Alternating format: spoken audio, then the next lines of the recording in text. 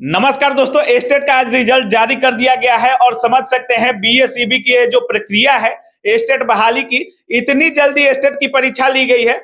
Apply करने के लिए 12 दिन का समय दिया गया था, तैयारी करने के लिए 3 दिन और चौथे दिन से एग्जाम चालू हो गया था और मात्र 15 दिन में ही एस्टेट का रिजल्ट भी जारी कर दिया गया है। और इसी पूरे मुद्दे पर हम बात करने के लिए, चूंकि आगे बीपीएससी से 70,000 शिक्षक का फिर से बहाली आना है, तो ये जो पास किए हुए छात्र हैं वो आगामी वैकेंसी में भी बैठेंगे और परीक्षा देंगे। तो इस पूरे मुद्दे पर बात करने के लिए अभी हम ऑफिसर्स एकेडमी के जाने माने सर शशि शरण सर के साथ हैं। सबसे पहले सर स्वागत है आपका। बहुत धन्यवाद आपका। सर, एस्टेट का रिजल्ट जारी कर दिया गया है, सर रिजल्ट का पूरा आकलन कैसे देख रहे हैं सर? देखिए, रिजल्ट मतलब अच्छा रिजल्ट कहेंगे इसको। लगभग 4,28,000 बच्चों ने फॉर्म भरा था, उसमें से 3,76,897 लोगों ने परीक्षा अपीयर हुए। तो 3,76,000 लोग परीक्षा में अपीयर हुए, उसमें से जो लोग पास किए हैं उनकी संख्या है 3,726। 79.79 यानी लगभग 80%, लगभग 80% पास है सर। जी बिल्कुल, 80% स्टूडेंट पास है। तो ये काफी अच्छा आंकड़ा है एस्टेट के अंदर। मतलब 3 लाख ऐसे फ्रेश छात्र हैं जो अब आने वाली वैकेंसी जो है, जो 70,000 है, उसमें अपीयर हो सकते हैं। लेकिन जितना जल्दी प्रक्रिया किया है सर बीएसईबी ने, इस पूरे प्रोसेस मतलब जब से एस्टेट आया है सर, तब से इतना फास्ट प्रक्रिया हो रहा है। 12 दिन का मात्र समय देना, मात्र 3 दिन के लिए तैयारी और फिर 15 दिन में रिजल्ट भी जारी हो जाना। 45 पेपर का एग्जाम था सर, सोचिए 14 से 15 दिन में 45 पेपर का एग्जाम भी खत्म करा लेना।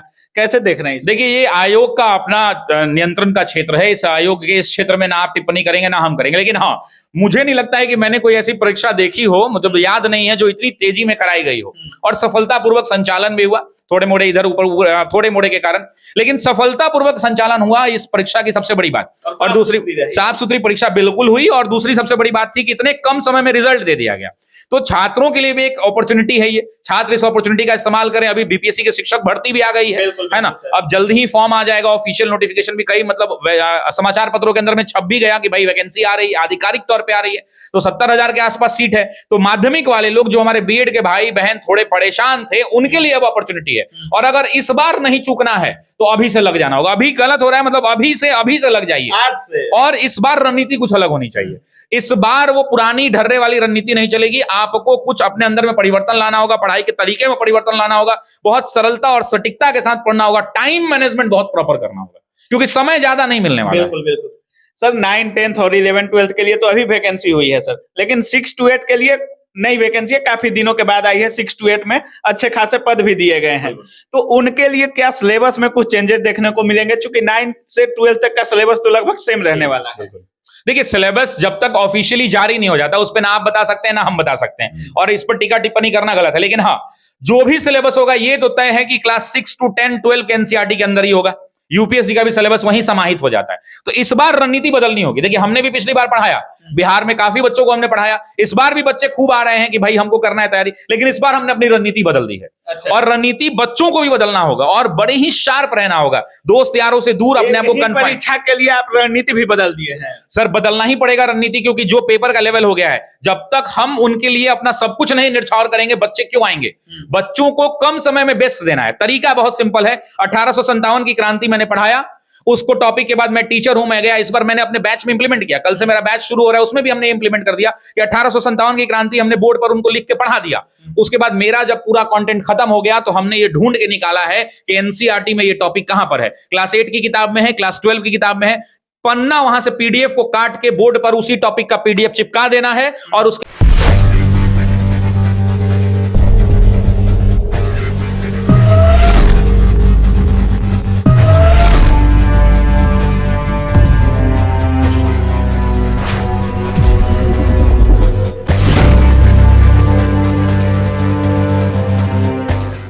बाद लाइन बाय लाइन वो भी करा देना है। अच्छा। चूकना नहीं है इस बार तोड़ देंगे, मतलब तोड़ देंगे। ये मांझी के धरती वाले लोग हैं यार, डरेंगे झुकेंगे नहीं, तोड़ देंगे प्रश्न को इस बार।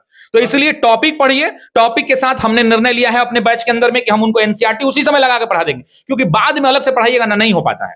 अच्छा, एक बात बताइए सर, जो लोग आपके पास आएंगे उनको तो अच्छा से पढ़ा दीजिएगा सर, जो दूर दराज है, जो ऑनलाइन बैच करेंगे। देखिए ऑनलाइन इस बार जो है, पिछली बार ऑफलाइन में आपने देखा स्थिति क्या हुई। ऑफलाइन में बच्चों के बैठने के लिए हम क्षमा प्रार्थी भी हैं बिहार के बच्चों से कि ऑफलाइन में क्लासरूम उतना बड़ा नहीं होता है। पिछली बार भी हम लोग बहुत परेशान हुए। तो इस बार आप जहां हैं वहीं बैठ के पढ़िए। जरूरत नहीं है कि आप 12-15 हजार की ऑफलाइन फीस दीजिए, आप घर बैठे 999 में पूरा पढ़ लीजिए।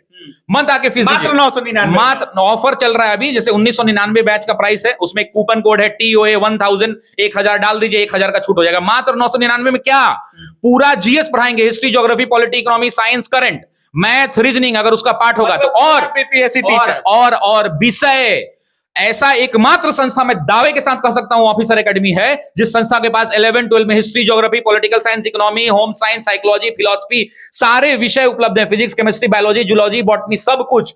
9-10 के बच्चों को भी GS के साथ विषय फ्री दे रहे हैं हम लोग, प्रैक्टिस बैच। GS पूरा डिटेल में पढ़ा देंगे और 9, 10, 11, 12 को सारे सब्जेक्ट की टॉपिक वाइज पूरी प्रैक्टिस उसी बैच में फ्री है।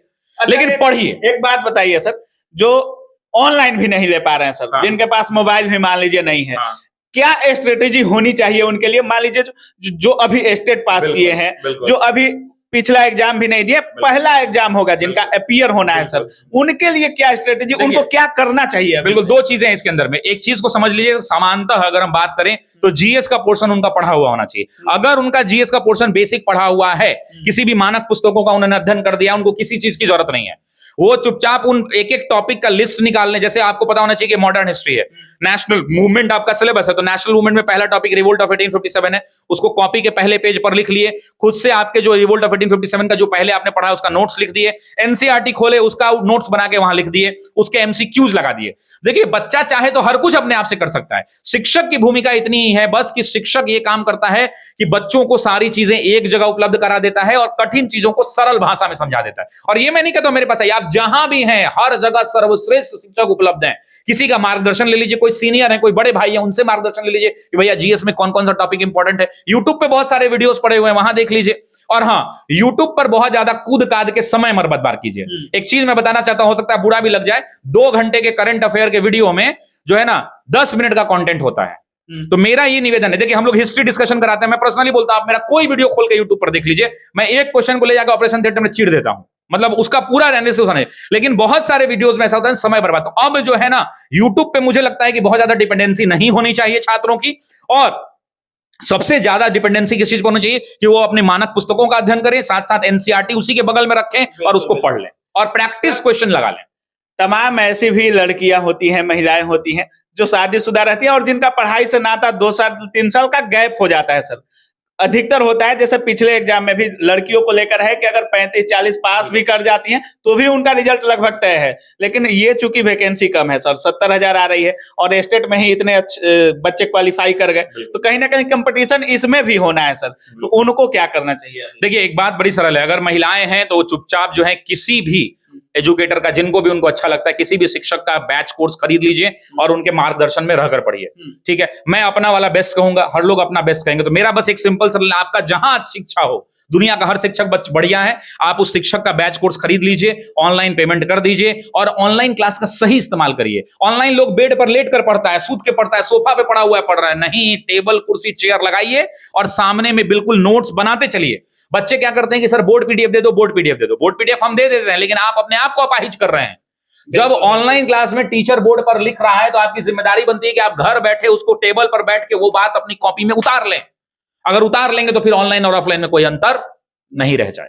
काफी कम दिन हुआ सर, BPSC का एक ब्रांड बन चुके हैं। ऐसा क्या दे रहे हैं जो मार्केट में लोग नहीं दे पा रहे हैं? फी ज्यादा तो नहीं रखते हैं ना सर? सर फी हमारा बहुत रिजनेबल होता है। कितना रखते हैं सर? शिक्षक भर्ती का भी ऑफर प्राइस में 999 है। अब बोलिए। ऑनलाइन जी, ऑफलाइन में हमारे यहाँ फीस थोड़ा होता है, क्योंकि संस्था चलाना भी पड़ता है। अच्छा। रेंट देना है, किराया देना है, स्टूडियो देना है, स्टाफ का देना है, टाइपिंग वाले को देना है। थोड़ा कम रखिए सर। बिल्कुल प्रयास रहेगा रवि रंजन जी की फीस सबसे कम रखा जाए। और अभी भी कहता हूं कि जिस फीस में जो गुणवत्ता दे रहे हैं वो बिहार के छात्र जानते हैं, और मुझे लगता है कि हम बिहार के छात्रों के साथ जस्टिस, क्योंकि हम भी समझते हैं उस परिवार की पीड़ा जो एक ठेला बेचने वाला, एक रिक्शा चलाने वाला व्यक्ति, एक टमाटर बेचने वाला, सब्जी बेचने वाला व्यक्ति अपने बच्चों को पढ़ा सके।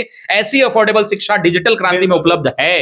आपको सर जितना एक टीचर के रूप में मानते हैं हम लोग, उससे कहीं ज्यादा एक मोटिवेटर काफी आपसे मोटिवेट होते हैं सर, आपकी कविताएं काफी सुनते हैं लोग। कोई कविता याद है सर शिक्षकों के लिए जो टीचर बनने वाले हैं? देखिए, शिक्षकों के लिए मैं बस इतना ही कहना चाहता हूं कि कविता बहुत लंबी हो जाएगी, मैं बस इतना ही कहना चाहता हूं कि कलम घिसते रहिए, घिसते रहिए, घिसते रहिए, झक मार के सफलता आएगी। और अगर इस सफलता का कोई एक पैमाना है तो वो पैमाना यही है कि आपने कितना ज्यादा कलम को घिसा है। सिर्फ पढ़ लेने से सफलता नहीं मिलती, लिखना बहुत जरूरी है, और छात्र ये चूक जा रहे हैं। तो पहला और आखिरी मूल मंत्र यही है कि लिखिए, लिखिए और लिखिए, ज्यादा से ज्यादा नोट्स बनाइए। इन पीडीएफ के चक्कर में मत पढ़िए, ये रेडीमेड मार्केट में छपे हुए नोट्स को मत पढ़िए, खुद का नोट्स बनाइए और पढ़िए। समय लगेगा लेकिन वो परफेक्ट होगा। बिल्कुल। अच्छा सर, एस्टेट के रिजल्ट से आप संतुष्ट हैं? बिल्कुल संतुष्ट है, इसमें कोई समस्या नहीं। 100%। हाँ बिल्कुल। तो जैसा कि आप लोग सुन रहे हैं, एस्टेट का रिजल्ट भी जारी कर दिया गया है और 70,000 के आसपास वैकेंसी भी आने वाली है बीपीएससी टीचर का। और सर जिस तरह से बता रहे हैं, अगर ऑनलाइन पढ़ना है तो कैसे पढ़ना है, ऑफलाइन में आना चाहते हैं तो वहां पे किस तरह से सर ने अपना पूरा टेक्निक चेंज कर दिया है पढ़ाने का। पूरा जो ऑफिसर एकेडमी पिछले बैच में पढ़ाई है उससे भी कहीं ना कहीं बेहतर आपको यहाँ पे मिलने वाला है। बाकी कहीं ना कहीं बीपीएससी के छात्रों को तो भरोसा है ही है सर पर, बाकी सर भी तैयार हैं। तो क्या कुछ सोच रहे हैं, कमेंट सेक्शन में अपनी राय जरूर रखिएगा। आप देख रहे थे काबिल न्यूज। जय हिंद।